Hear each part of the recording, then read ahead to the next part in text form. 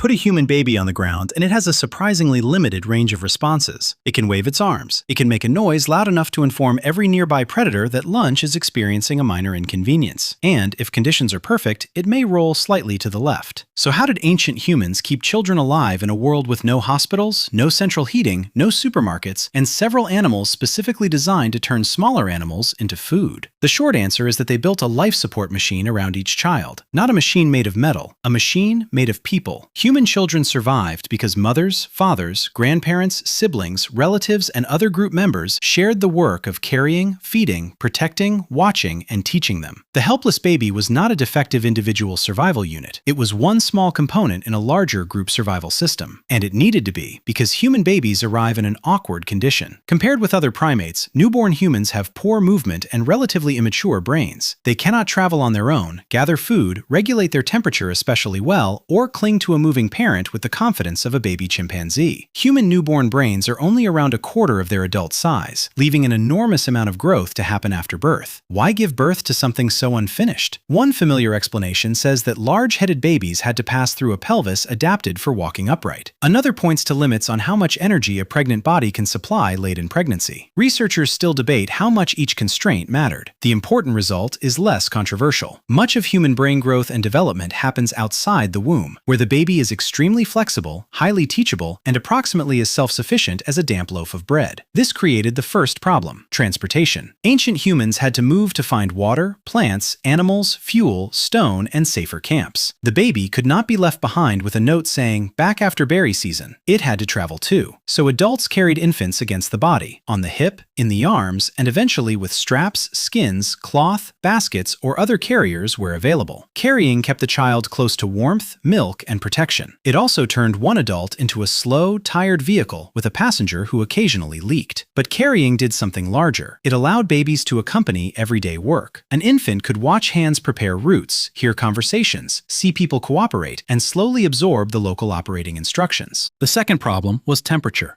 A small child loses heat faster than a large adult because it has more surface area compared with its body mass. Cold, rain, wind, and wet ground were serious threats. The solution was not one invention. It was a stack of ordinary precautions. Bodies provided warmth. Fire warmed camps, dried materials, discouraged some predators, and made cold places more manageable. Skins, plant fibers, bedding, windbreaks, caves, huts, and careful camp placement created small pockets where a child could remain warm rather than becoming a tragic little ice cube. If you appreciate explanations built from bad drawings and reasonably good evidence, subscribe before this stick figure village wanders off without us. The third problem was food. For early infancy, the central technology was breastfeeding. Milk was portable, warm, and produced without locating a clean bowl in the Pleistocene. But children remained dependent after they began eating other foods. They lacked adult teeth, adult strength, adult skill, and the judgment required to distinguish dinner from the leaf that causes 3 days of regret.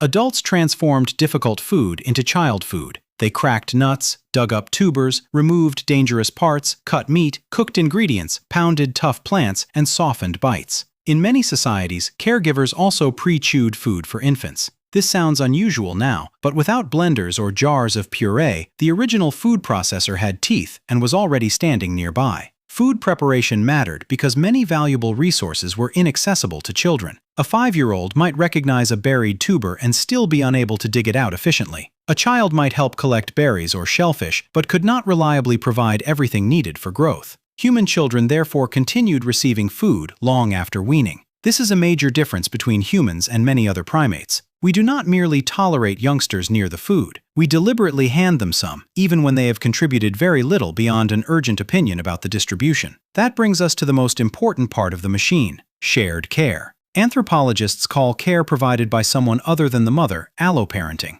Across human societies, helpers can include fathers, grandparents, aunts, uncles, older siblings, and unrelated group members. The exact pattern varies enormously, but the general system is deeply human. Mothers rarely perform every part of childcare alone. This spread the cost of keeping a child alive. One person could carry the baby while another gathered food. An older sibling could watch a toddler near camp. A grandmother could provide food to a weaned child while the mother cared for a new infant. Several adults could notice illness, danger, hunger, or the toddler calmly approaching a fire with a stick. Grandmothers may have been especially important in some populations. Research among Hadza foragers found that when mothers had nursing infants and reduced their foraging, older children's weight gains were linked with their grandmother's food production. This helped inspire the grandmother hypothesis, which proposes that helping descendants may have contributed to the evolution of humans' unusually long lives after reproduction. It remains a hypothesis, not a solved family diagram, but it shows how valuable older adults could be. Older children also helped. They carried infants, gathered easy foods, fetched water or fuel, and supervised younger children. Mixed-age playgroups were not simply children wasting time while adults did history. They were childcare networks, classrooms, and training grounds combined. This leads to the fourth problem: knowledge. Ancient environments were full of things a child had to learn without testing every possibility personally. Which snake is dangerous? Where is water during the dry season? Which plant is edible after cooking but poisonous before it? How close can you stand to a large animal before the lesson becomes extremely practical? A long childhood gave humans time to learn complicated skills. Children watched adults and other children. They copied food gathering, tool making, tracking, fire tending, shelter building, social rules, and local geography. They played with small tools and practiced adult tasks at low stakes. Simpler skills could be learned during childhood, while dangerous or complex skills might take into adolescence. This means childhood was not merely a waiting room before adulthood. It was an apprenticeship. A young antelope needs to run quickly. A young human needs to learn thousands of details that cannot be installed before birth. The trade-off is obvious. Antelope calves become mobile quickly, but none has ever developed a regional method for making fishing nets. Of course, none of this made ancient childhood safe. Many children died from infection, injury, malnutrition, birth complications, exposure, and violence. There was no golden age when everyone ate berries beside a friendly mammoth while grandparents provided free childcare. The survival machine often failed because disease, famine, accidents, and environmental change could overwhelm it. We also have to be careful about how we know any of this. Children leave fewer obvious traces in archaeology than adults. Soft carriers, bedding, wooden toys, baskets, and prepared food often decay.